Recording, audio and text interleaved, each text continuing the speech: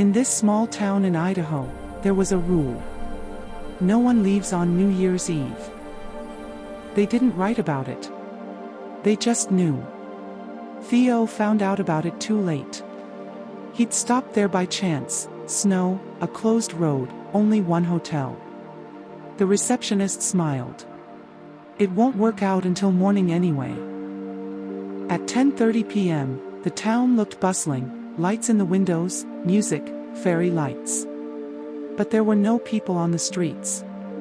At 11:15 p.m., Theo went out for a smoke. He heard the music turn off in every house at once. As if someone had given a signal. At 11:30 p.m., the TV lit up in every window. The same channel on every screen. Countdown. Theo returned to his room. His phone had no signal. There was a knock on the door. The receptionist stood with a tray. Asterisk tradition. Tea until midnight, asterisk. He declined. She looked closely. The main thing is not to look outside after midnight. At exactly 12 o'clock midnight, the city was plunged into darkness. The silence was so thick you could almost touch it. A minute later, lights came on outside the windows. But not in the houses. On the street. People were standing along the road. Many. Too many.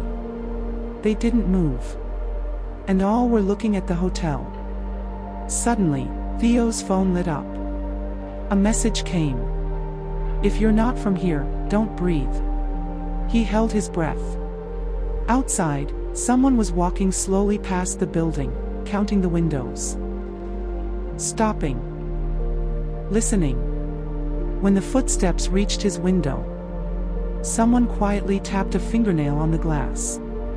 Unobtrusively. Checking. In the morning, Theo woke to the noise. The city had become normal again, cars, people, laughter. The receptionist said, "It's good you didn't leave last night." He left immediately. A month later, he found the town on a map. The name was different. And on the news, a note. The village was abandoned many years ago. No residents. But every New Year's. Exactly at 12 o'clock midnight, his phone loses connection. And he remembers. He was breathing then. Just very quietly.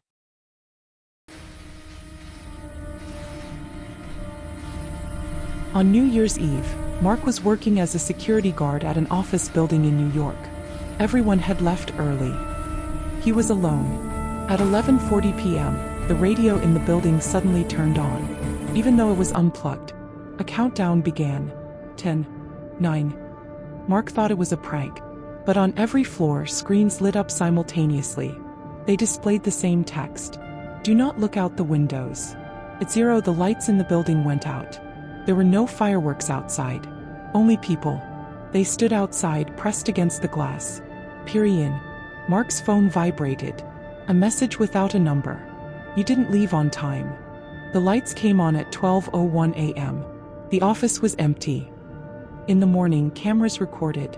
At midnight, Mark was standing by the window and waving to someone. He swears he didn't go near the windows.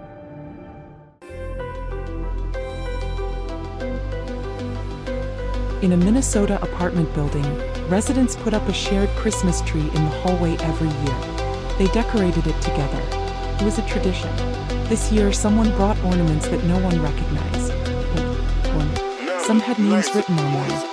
One woman recognized her father's name. He had died 20 years ago. The neighbors thought it was a joke. On New Year's Eve, someone began removing the ornaments from the tree. One by one. Every few minutes. When the last ornament remained, the light in the hallway went out. A voice rang out. Time to go home. The next morning, the tree stood empty. There were no ornaments. A few days later, one of the residents died in his sleep. At his funeral, that same ornament, with his name, hung on the roof. After that, the tree was never put up again. But sometimes the hallway smells of pine needles, and you can hear someone quietly putting away glass balls.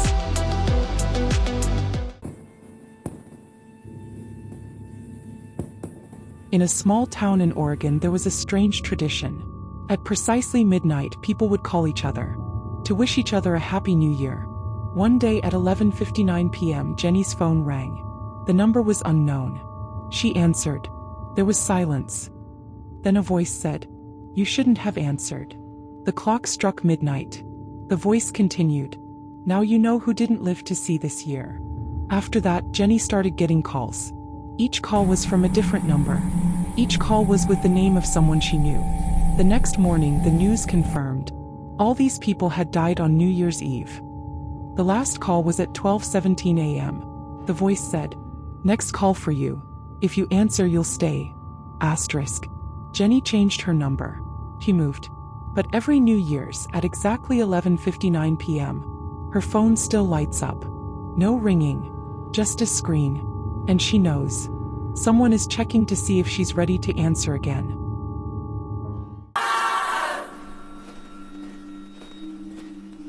This train ran only once a year. December 31st. An overnight route through several states. The tickets were cheap. It was listed on the schedule as an extra.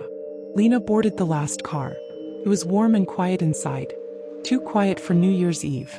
The passengers were scattered. No one spoke. No one took out their phones.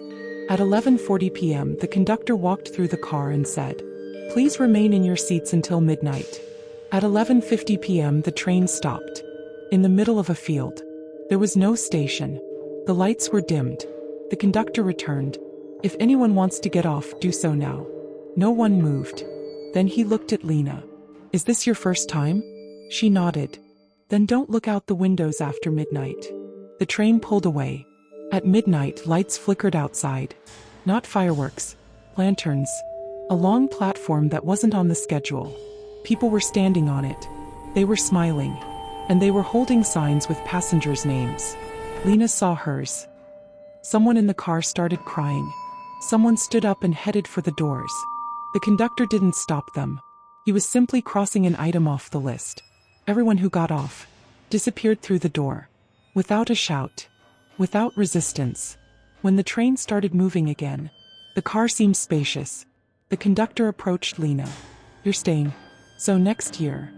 "Next?" she asked. He smiled. "The train always returns." The train arrived in the morning. An ordinary station.